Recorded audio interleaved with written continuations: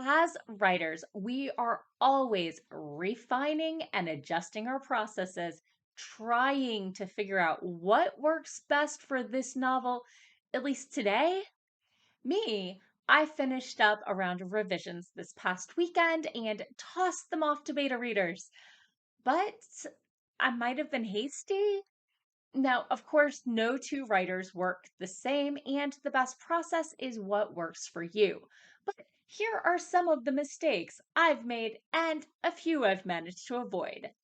Welcome back to Morgan's video blog with writing tips from the pros and, of course, my own writerly musings. Today, I'm here with writers. Are you using your beta readers wrong? Or five biggest mistakes writers make with beta readers. Mistake number one, not asking for the feedback you're looking for. The easiest way to get this sort of feedback you're looking for is to gasp, ask for it. If you're looking for feedback on your characters or your setting or your pacing or whatever, the best way to get it is to tell your beta readers that's what you're looking for. Now, I've shared the 10 questions I ask my beta readers before, and while I don't expect my beta readers to necessarily answer my questionnaire, just giving them this guidance before they start reading lets them know the sort of thing I'm looking for. I like to give everyone their own copies so they don't influence each other's opinions, and that works for me. On the flip side, some authors want their readers going in without directions to keep them from picking out flaws they otherwise might not have noticed.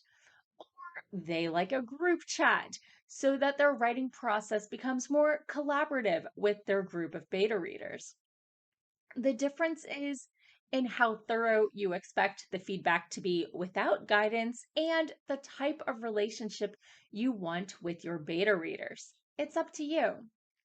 Mistake number two, sending off your manuscript too soon.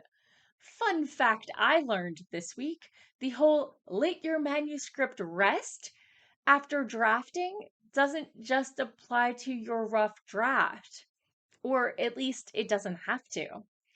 Now, some writers prefer to get early feedback even when they're still rough drafting, and that is a valid technique. However, we often want beta reader feedback on what we think is our best effort. Why waste a round of beta readers that are sometimes a struggle to round up in the first place on a manuscript you haven't finished polishing?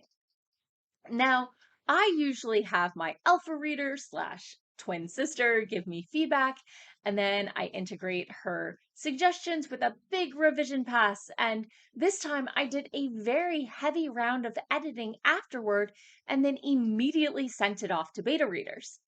I was so excited with how far my manuscript had come. I was riding high on finishing my edits. But the last round of edits had been a very heavy editing pass. It really could have benefited from letting it breathe a few weeks or more, and then another round of edits. Mistake number three, forgetting the beta reader's perspective. I've been on both sides of the beta reader table or whatever it is. From the most useful beta reader to the beta reader who clearly just didn't get it. These are people who have given up hours or days or even weeks of their time to give you feedback just to help you. Often, this is the first draft of your manuscript they've seen. They're not mentally comparing it to your rough draft and seeing how far you've come.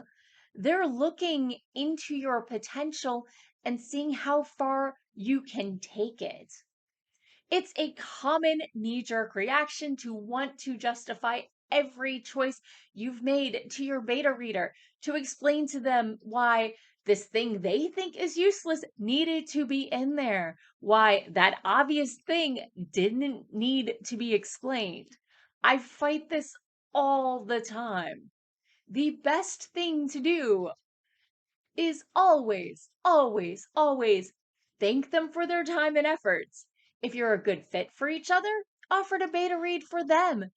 If not, just make a note not to ask them to beta read for you again. Then sit on the feedback either way, letting it percolate.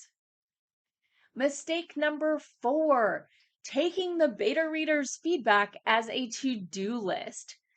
Beta readers are often wrong. Growing up, I had the same English teacher 4 times.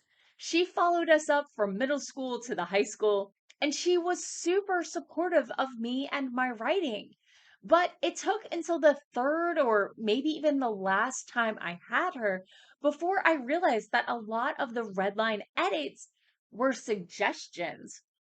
Yes, these were things I needed to fix, but I didn't have to fix them the way she'd suggested, and she'd still give me good marks. These days, I've developed what I call Morgan's rule of thirds. Echo, thirds, thirds.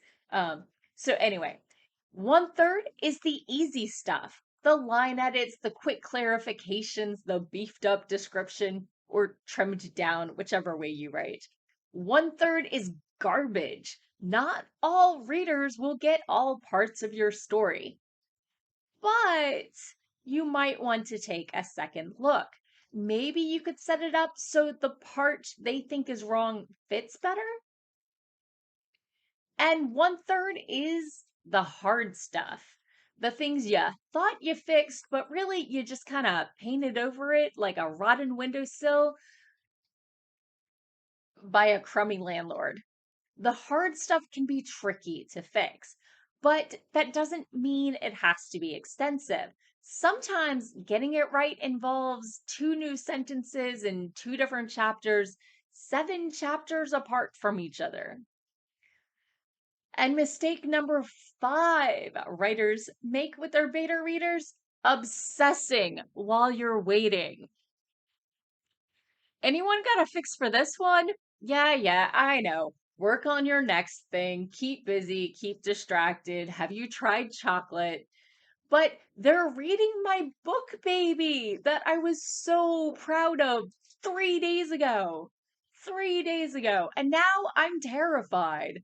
I really should have sat on it longer, if only so I could have basked in its doneness, even if I wasn't going to do another editing pass. Now I'm thinking of all the things I probably should have done more with. Plus, with all that feedback they're giving me, do they actually like the story? It's hard. So, have you ever been a beta reader for a writer? Have you ever had beta readers for your writing? What did you find helped the most, and what mistakes did you make? Let me know in the comments below. As always, thank you for watching, and tune in again next week for more writing tips and writerly musings. Bye bye.